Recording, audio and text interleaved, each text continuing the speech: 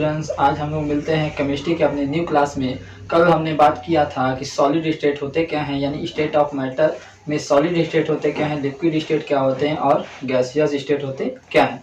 और हम लोगों ने सॉलिड स्टेट में पढ़ लिया था कि सॉलिड स्टेट के कितने टाइप्स होते हैं। सॉलिड स्टेट के मुख्यतः दो टाइप्स होते थे, एक होता था क्रिस्टलाइन, एक होता था नॉन क्रिस्टलाइन, जिसका हमने परिभाषा भी देख लिया था, यानी डिफिनीशन भी देख लिया था। क्या होता है एमॉर्फस, क्या होता है क्रिस्टलाइन सॉलिड। तो चलिए हम लोग बात करते हैं अपने कि क्या होता है difference between the crystalline solid and the amorphous solid. तो चलिए अब हम लोग बात करते हैं अपने नए टॉपिक की ओर, यानी क्या होता है difference between the amorphous solid and crystalline solid, यानी नॉन क्रिस्टलाइन एंड क्रिस्टलाइन के बीच यानी डिफरेंस हमको देखना है। यानी हिंदी में बोले तो क्रिस्टली और अक्रिस्टली के बीच हमको अंतर देखना है कि क्या होता है क्रिस्टली ठोस और अक्रिस्टली ठोस के बीच अंतर। तो चलिए हम लोग देखते हैं कि क्रिस्टली ठोस और अक्रिस्टली ठोस के बीच अंतर होते क्या हैं। तो चलिए हम लोग इसके मदद से देखते हैं कि क्या होता है क्रिस्टली ठोस और अक्रिस्टली ठोस के बीच अंतर। तो चलिए देखते हैं हम लोग। देखिए स्टूडेंट, इसमें हमारा क्या है एमॉर्फस सॉलिड है।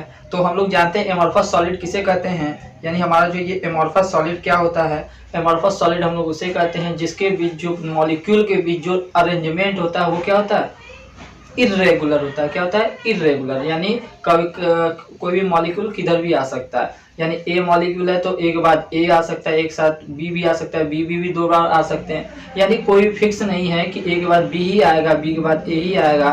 ठीक, इसका कोई निर्धारण नहीं किया गया है। यानी एमॉर्फस सॉलिड उसे कहते हैं कि वह ठोस जिनके अणुओं के मध्य व्यवस्था क्या होती है अनियमित होती है। क्या होती है अनियमित। और वही चीज हम लोगों ने देखा था क्रिस्टलाइन सॉलिड किसे बोलते थे, यानी हमारे ये जो क्रिस्टलाइन सॉलिड है किसे बोलते थे क्रिस्टली ठोस। वह ठोस होते हैं जिनके अणुओं के मध्य जो व्यवस्था होता था वो क्या होता था रेगुलर होता था, यानी नियमित होती थी। यानी उसका फिक्स होता था कि यदि मॉलिक्यूल ए है तो ए के बाद बी ही आएगा और बी के बाद सी ही आएगा, सी के बाद डी आएगा।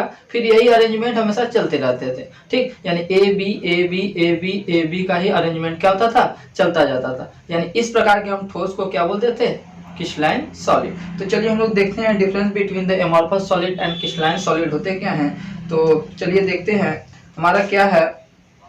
पहला आपका जो अंतर है, सबसे पहला अंतर है कि don't have definite geometric shape. इसका क्या होता है एक डिफिनिट शेप नहीं होता, यानी कोई निश्चित शेप नहीं होता, निश्चित आकृति नहीं होती। कैसे भी किधर भी मॉलिक्यूल कहीं पर भी जाके जुड़ सकते हैं। यानी पहला हमारा हो गया don't have definite geometrical shape, यानी एमॉर्फस सॉलिड के पास कोई एक निश्चित आकृति नहीं होती है। ठीक, दूसरा क्या है, अब देखिए वही चीज जस्ट अपोजिट उसका क्या है। ठीक, कैरेक्टरिस्टिक ज्योमेट्रिकल शेप। कैरेक्टरिस्टिक्स मतलब क्या होता है कि इसका एक फिक्स शेप होता है, यानी जैसे कि हम लोग क्यूब देखते हैं, ये सब क्या इसका फिक्स क्रिस्टलाइन सॉलिड का एक फिक्स शेप होता है। ठीक, और इसका देखो अब अगला हम लोग देखेंगे कि दूसरा हमारा अंतर क्या है। दूसरा अंतर हमारा क्या रहेगा melt over a wide range of temperature. यानी क्या होता है यह जैसे ही टेम्परेचर के रेंज में एमॉर्फस सॉलिड आता है वो क्या होता है धीरे धीरे धीरे धीरे पिघलने लगता है। क्या होता है स्टूडेंट धीरे धीरे पिघलने लगता है। और वही चीज हमारा जो क्रिस्टलाइन सॉलिड है वह टेम्परेचर के रेंज में आने पर पिघलता तो है लेकिन उसको बहुत अधिक मेल्टिंग पॉइंट देना पड़ेगा, यानी उसको बहुत अधिक ताप देना पड़ेगा तब वो पिघलेगा। तो जैसे हम लोग एग्जांपल देख लेते हैं एमॉर्फस सॉलिड का एक जो ग्लास होता है। ठीक, जैसे कि हम लोग गाड़ियों में देखते हैं ग्लास लगा रहता है, गर्मी के दिनों में वो जो ग्लास होते हैं ठीक वो धीरे धीरे पिघल कर नीचे क्या हो जाते हैं मोटा हो जाते हैं, यानी नीचे की ओर क्या हो जाता है उसका परत मोटा हो जाता है। ठीक, और ऊपर क्या हो जाता है पतला। ठीक, तो हमारा जो एमॉर्फस सॉलिड का मेन परिवार जो उदाहरण होगा वो क्या होगा एक ग्लास होगा। ठीक, और वही चीज हमारा क्रिस्टलाइन सॉलिड में हम लोग देख सकते हैं, जैसे हमारा लोहा हो गया आयरन, उसको गर्म करने के लिए हमको बहुत अधिक टेम्परेचर देना पड़ता है। ठीक, तो इसीलिए हम लोग कह रहे हैं कि इसका जो शार्प मेल्टिंग पॉइंट होता है वो बहुत अधिक होता है, यानी इसका जो मेल्टिंग पॉइंट होता है वो बहुत अधिक होता है। ठीक, तो ये हमारा एमॉर्फस सॉलिड का जो क्या होता है ये टेम्परेचर के रेंज में, यानी थोड़ा सा भी इसको टेम्परेचर मिलेगा ये उसके रेंज में आकर धीरे धीरे क्या होता है पिघलने लगता है। लेकिन इसके पास शार्प मेल्टिंग पॉइंट होना चाहिए, यानी बहुत अधिक मेल्टिंग पॉइंट होना चाहिए तब ये क्रिस्टलाइन सॉलिड आपका पिघलेगा। ठीक, अब देखिए तीसरा देख लीजिए, तीसरा हमारा क्या बनेगा। तीसरा होगा physical properties are same in different direction. इसका क्या होता है अलग अलग डायरेक्शन में जो फिजिकल प्रॉपर्टी होता है वो अलग अलग होता है। ठीक, ये physical property are same in different direction. Sorry, देखिए इसका जो फिजिकल प्रॉपर्टी होता है वो वो क्या होता है डिफरेंट डायरेक्शन, यानी अलग अलग डायरेक्शन में क्या होता है सेम होता है। इसका जो फिजिकल प्रॉपर्टीज होता है हर डायरेक्शन में क्या होता है सेम। जैसे कि क्या होता है कि जैसे हम लोग ग्लास देखे होंगे तो कहीं मोटा कहीं पतला, कहीं मोटा कहीं पतला नहीं होता है, हर जगह क्या होता है सेम होता है। ठीक, उसी प्रकार हमारा क्या है कि यदि हम लोग अपना देखेंगे क्रिस्टलाइन सॉलिड में, तो क्रिस्टलाइन सॉलिड में हम लोग देखेंगे यानी जो हमारा आयरन है, तो आयरन में हम लोग देखेंगे कि हमारा जो कैसे भी आयरन से बहुत चीज़ें भी बनती हैं, मोटा पतला हर चीज़ बन सकता है। ठीक, यानी जो हमारा जो क्रिस्टलाइन सॉलिड होता है, क्रिस्टलाइन सॉलिड का आपका जो मेन उदाहरण है वो क्या है, लोहा को लेकर चलिए, उसी के जरिए आप अपना पूरा सब चीज़ क्लियर कर लेंगे। ठीक, तो देखेंगे हम लोग कि जो हमारा क्रिस्टलाइन सॉलिड होता है उसका जो मेल्टिंग पॉइंट होता है वो तो बहुत अधिक होता है। ठीक, लेकिन इसका जो फिजिकल प्रॉपर्टीज होता है यानी हम इससे कुछ भी बना सकते हैं, इसको कैसे भी मोड़ सकते हैं, कहीं पर भी इसका यूज कर सकते हैं, मोटा पतला हर जगह यूज, लेकिन ये ग्लास नहीं हो सकता। ठीक, तो वही चीज़ वो बताने का कोशिश किया जा रहा है। तो और देखिए चौथा आपका है amorphous solid are unsymmetrical, amorphous solid are unsymmetrical और दे आर सिमेट्रिकल। देखिए एमॉर्फस जो सॉलिड होता है वो असिमेट्रिकल यानी क्या होता है समान नहीं होता है। ठीक, क्या होता है समान नहीं होता है यानी एक सममित नहीं होता है, असममित होता है। और वैसे ही क्या है दे आर सिमेट्रिकल, ये क्या होते हैं सममित होते हैं, क्या होते हैं सममित। अब देखिए इसको क्या लिखा है 5 हमारा क्या है don't break at fixed cleavage planes. अब इसको क्या है कि एक फिक्स प्लेन की ओर हम लोग इसको तोड़ नहीं सकते। जैसे हमको ग्लास को तोड़ना होगा तो उसको जब आप क्रैक करेंगे तो देखेंगे ठीक से आपका नहीं कट पाएगा, यानी ठीक से नहीं टूट पाएगा ग्लास, देखेंगे थोड़ा सा टेढ़ा इधर उधर करके टूटेगा।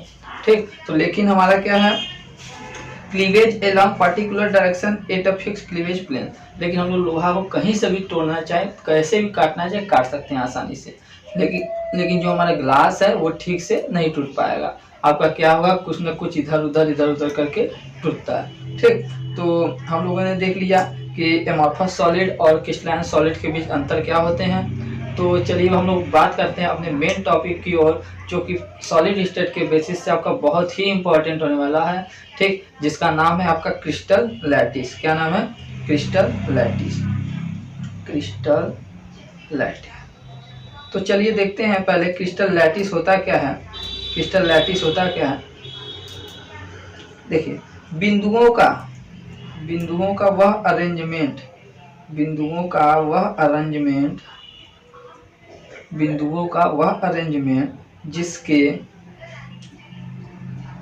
जिसको आपस में मिलाने से एक 3D में जालनुमा संरचना का निर्माण हो जाता है, उसको हम लोग बोलते हैं क्रिस्टल लैटिस। क्या बोलते हैं स्टूडेंट, क्रिस्टल लैटिस। यानी बिंदुओं का वह व्यवस्था जिनको आपस में मिलाने पर क्या होता है एक 3D में जालनुमा संरचना का निर्माण हो जाता है, जिसे हम लोग बोलते हैं क्रिस्टल लैटिस। क्या बोलते हैं क्रिस्टल लैटिस। ये जो क्रिस्टल लैटिस है वो आपका मॉलिक्यूल हो सकता है, आयन भी हो सकते हैं, और क्या क्या हो सकते हैं स्टूडेंट, एटम भी हो सकते हैं। आपका क्या हो सकता है, ये मॉलिक्यूल भी हो सकता है, आयन भी हो सकता है, या एटम भी हो सकता है। ठीक, तो चलिए देखते हैं अब इसको एक अपने पिक्चर से कैसे इसको करेंगे।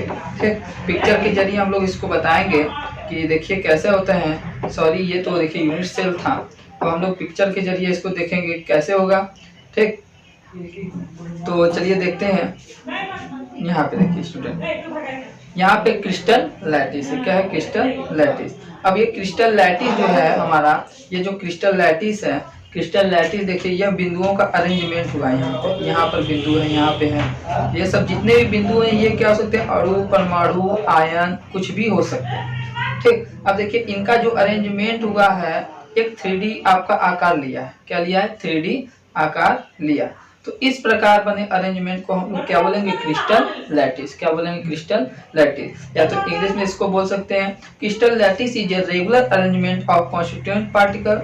ये क्या हो सकते हैं, एटम भी हो सकते हैं, आयन भी हो सकते हैं, और मॉलिक्यूल भी हो सकते हैं। ठीक, of A crystalline solid in 3D space. क्या होता है वो कि crystal lattice is a regular arrangement of constituent particle. ये क्या हो सकते हैं, एटम हो सकते हैं, मॉलिक्यूल हो सकते हैं, और आयन भी हो सकते हैं। ठीक, तो चलिए देखते हैं अब इसको हम लोग मिलाने से, मैच करने से पूरे देखिए क्रिस्टल यानी 3D की तरह एक जालनुमा संरचना का निर्माण हो गया है। इसे ही हम लोग क्या बोलेंगे, क्रिस्टल लैटिस। क्या बोलेंगे, क्रिस्टल लैटिस।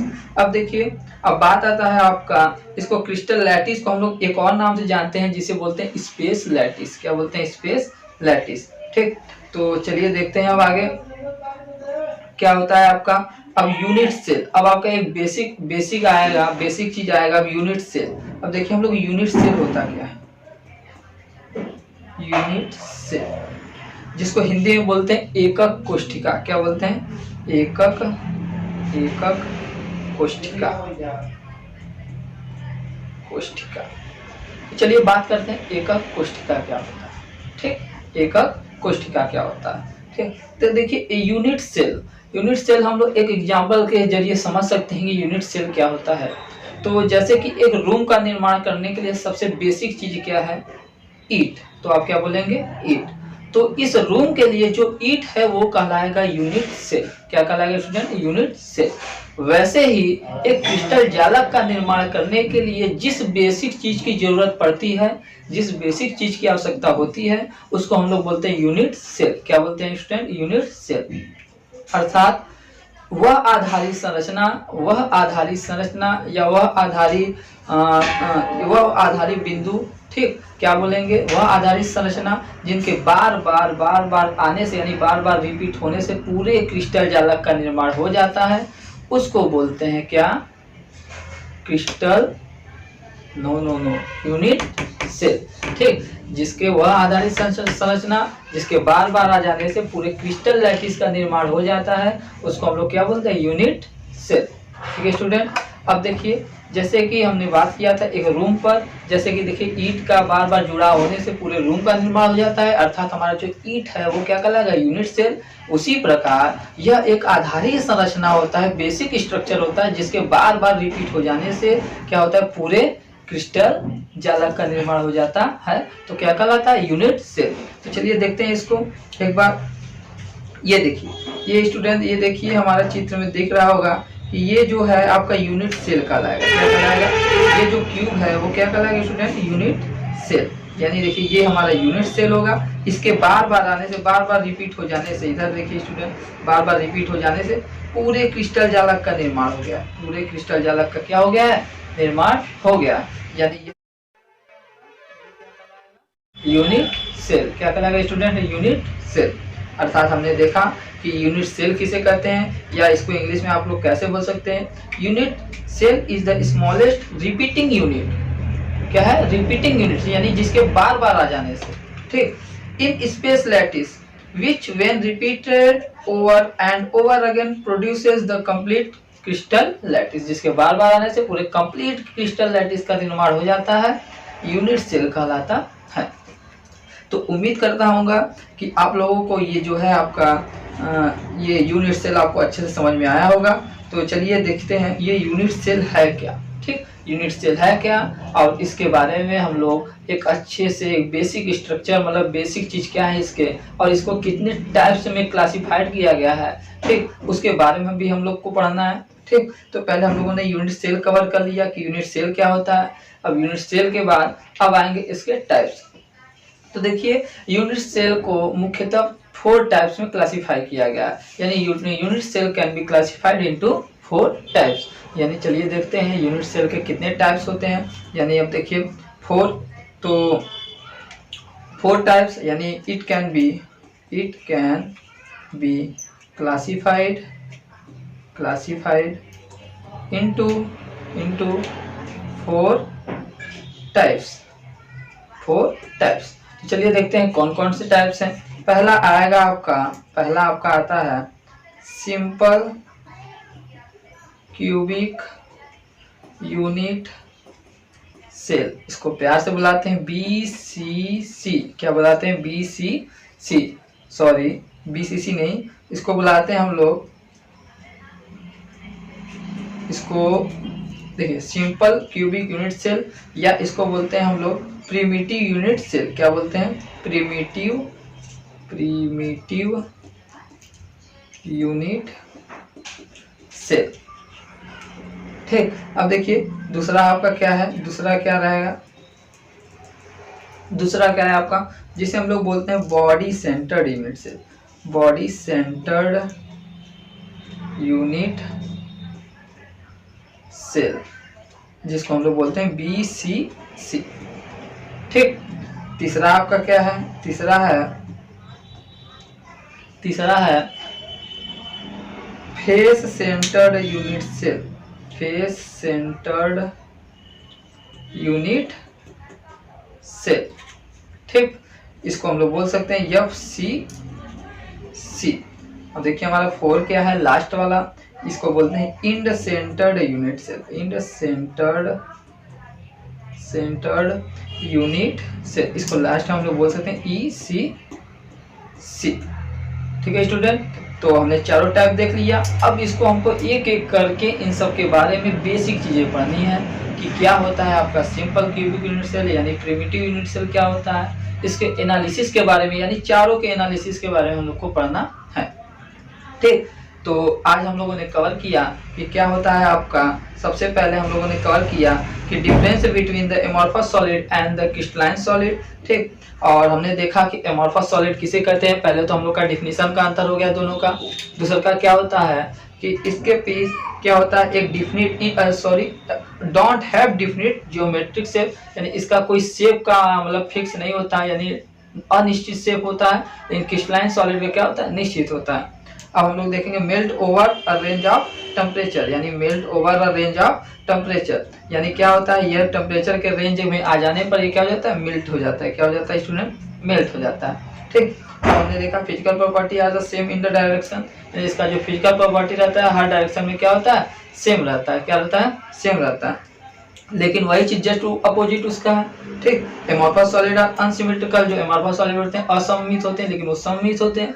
ठीक, और इसको don't break fixed cleavage plane, इसको एक फिक्स क्लीवेज पर हम लोग ब्रेक नहीं कर सकते हैं। ठीक, लेकिन उसको क्या कर सकते हैं, कर सकते हैं। हमने इसको कवर किया।